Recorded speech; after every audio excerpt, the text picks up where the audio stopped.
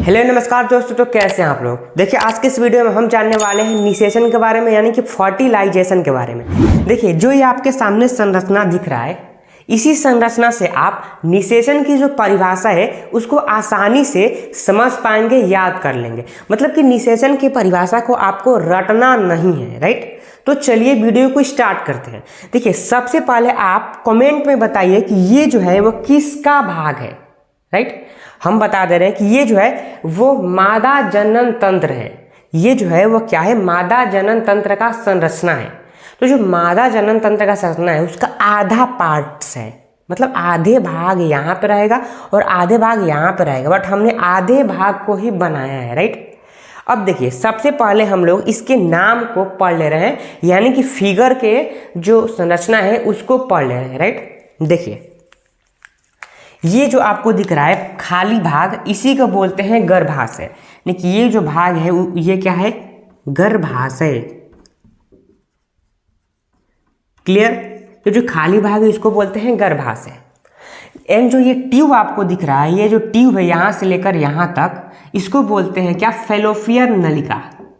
क्या, फैलोपियर ट्यूब यानी कि नलिका। क्लियर हो गया। जो ये गोल संरचना दिख रहा है इसको बोलते हैं क्या, अंडाशय। इसको बोलते हैं अंडाशय, राइट। अब देखिए जो ये अंडाशय होता है वो किसको रिलीज करता है, अंडाणुओं को रिलीज करता है। यानी कि क्या करेगा, अंडाणु रिलीज करेगा। अंडाणु क्या करेगा, रिलीज करेगा। यानी कि अंडाशय से ही अंडाणु निकलते हैं। ये जो अंडाणु है वो क्या है, मादा युग्मक है।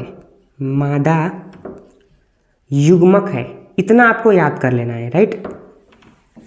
कि जो अंडाशय है वो अंडाणुओं को रिलीज करेगा, जो अंडाणु है वो क्या है, मादा युग्मक है, राइट। तो जो ये अंडाणु होंगे वो कहाँ से आखिर में जो अंडाशय है वो रिलीज करेगा, तो वो करेगा फैलोपियर नलिका। फैलोपियर नलिका में रिलीज करेगा किसको, अंडाणु को। देखिए यहाँ पे इसने क्या कर दिया, रिलीज कर दिया। यहाँ पे क्या कर दिया, जो अंडाशय है वो किसको रिलीज कर दिया, अंडाणु को रिलीज कर दिया, राइट। और जो अंडाणु है क्या है, मादा युग्मक है। फिर से आप इस परिभाषा को समझिए, निषेचन की परिभाषा आखिर में कहता क्या है। देखिए नर और मादा युग्मकों के संयोजन। देखिए नर युग्मक क्या है, जो मानव है उसमें जो नर है उसके जो शुक्राणु है उसी को बोलते हैं नर युग्मक। यानी कि शुक्राणु इज इक्वल टू नर युग्मक। क्लियर हो गया। मादा युग्मक क्या है, तो जो मादा है उसके जो अंडाशय से जो ये अंडाणु निकला है इसी को बोलते हैं क्या, मादा युग्मक, राइट। तो यहाँ पे नर युग्मक और मादा युग्मक के संयोजन को क्या बोलते हैं, निषेचन बोलते हैं। इसके फलस्वरूप देखिए जिसके द्वारा युग्मनज का निर्माण होता है, यही है हमारा निषेचन। अब आप इसको एक बार इसमें समझ लीजिए। मान लीजिए कि ये जो अंडाशय है वो अंडाणु को यहाँ पे रिलीज कर दिया, और जो नर है वो मादा जननांग में क्या कर दिया, शुक्राणु को रिलीज कर दिया। यानी कि शुक्राणु कुछ इस प्रकार से होते हुए फैलोपियर नलिका में जाएगा। फैलोपियर नलिका में ही निषेचन की जो प्रक्रिया होती है वो संपन्न होती है। मतलब कि यहाँ पे आप एक पॉइंट बनाकर लिख लीजिए कि निषेचन किस में होता है, फैलोपियर नलिका में। फैलोपियर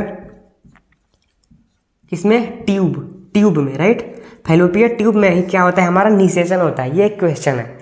अब देखिए कि ये शुक्राणु जब फैलोपियर नलिका से जाते हुए जाएगा और ये जो अंडाशय है वो अंडाणु को फैलोपियर नलिका में रिलीज कर दिया है, तो यहाँ पे इसने रिलीज किया और यहाँ पे शुक्राणु आ गया, राइट। तो इस वाले जो ये जो आपको दिख रहा है क्या, अंडाणु, इसी में शुक्राणु जाकर धंस जाएगा।